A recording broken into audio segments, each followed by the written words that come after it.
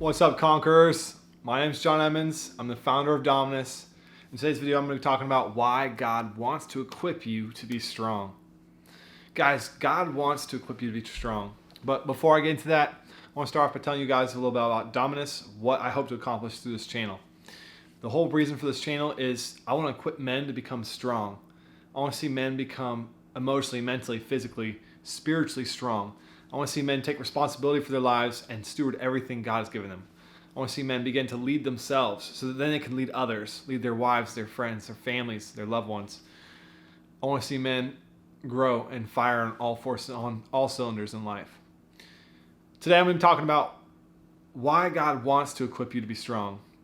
And I'm going to be looking at Joshua chapter 1. We're going to be starting off with Joshua chapter 1. Basically, Moses just died, and Joshua is now taking over command of the Israelites.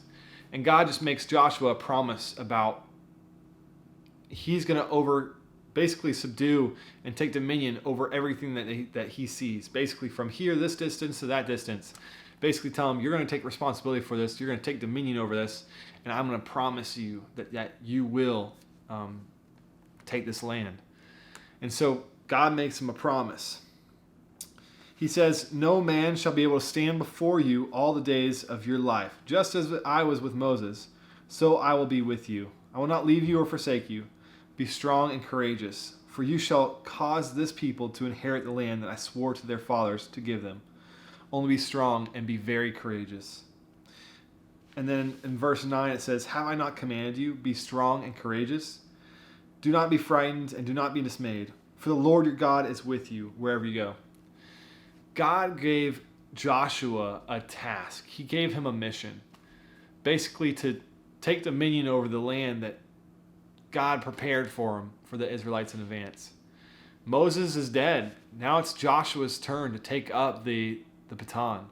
It's Joshua's turn to carry the torch. And so God wants Joshua to have confidence and courage in the face of that. He wants Joshua to be strong and courageous. He tells him to be strong and courageous.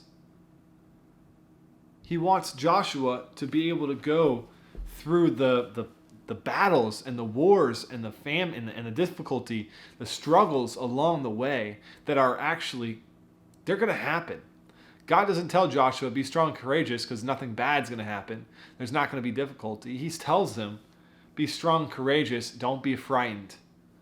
You got to hold to the promises that God makes you.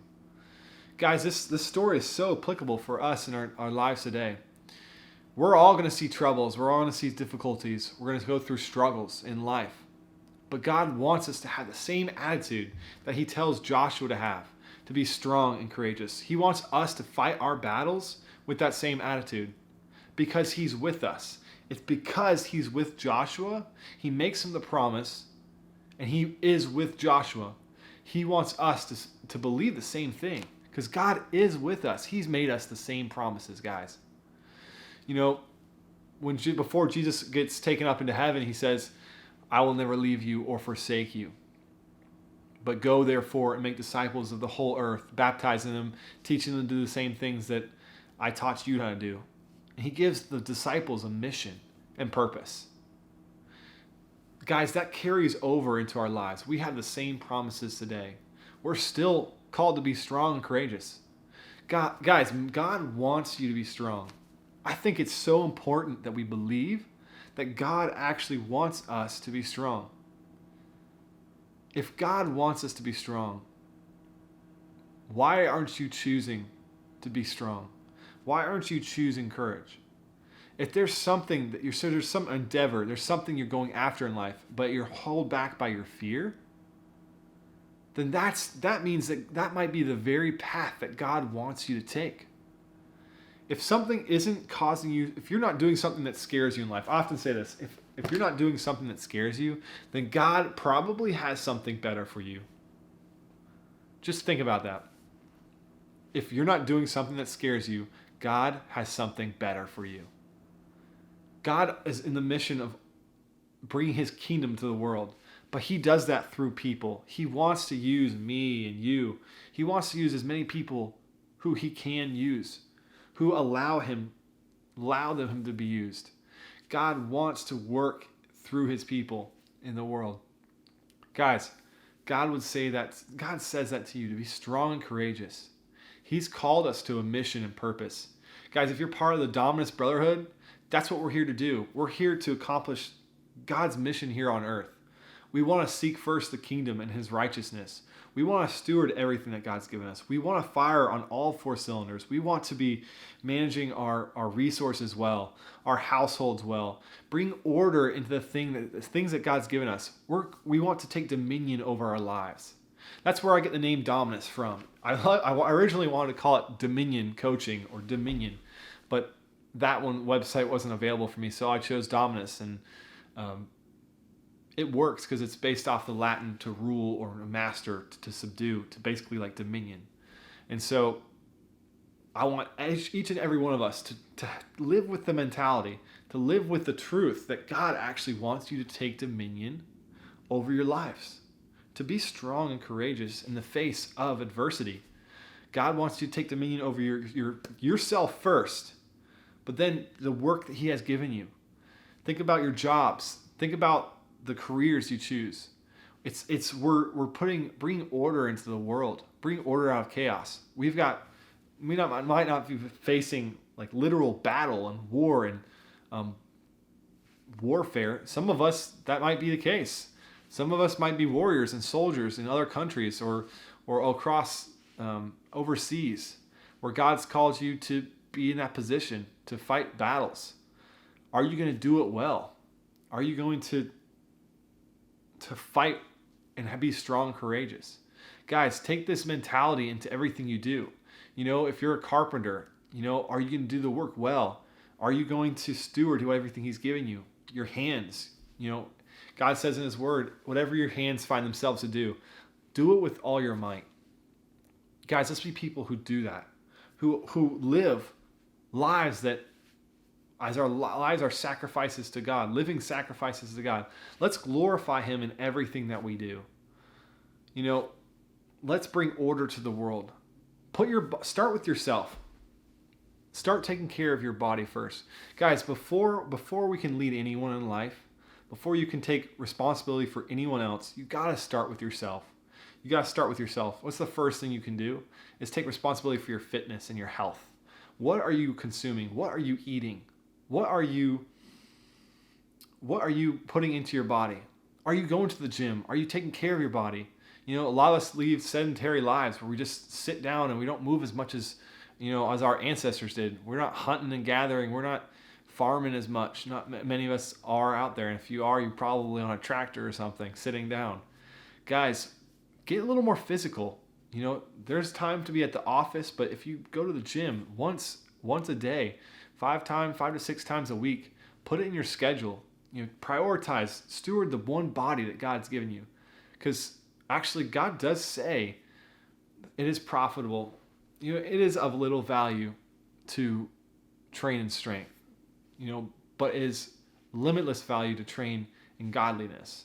I'll put a link for the verse in the video, but he's not saying that there's no value in learning how to discipline your body and becoming strong. He actually says there is some value.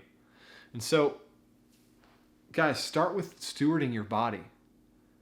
You know what? We'll be talking about different things on this channel, like the 7 deadly sins and gluttony and just different things that God's called us to steward.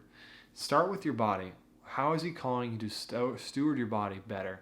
Are you eating healthy, or are you eating fast food and bonbons and donuts? And guys, if you're struggling to lose weight, I used to struggle so much. I lost 60 pounds over the last few years. I was probably 215, 225 out of high school.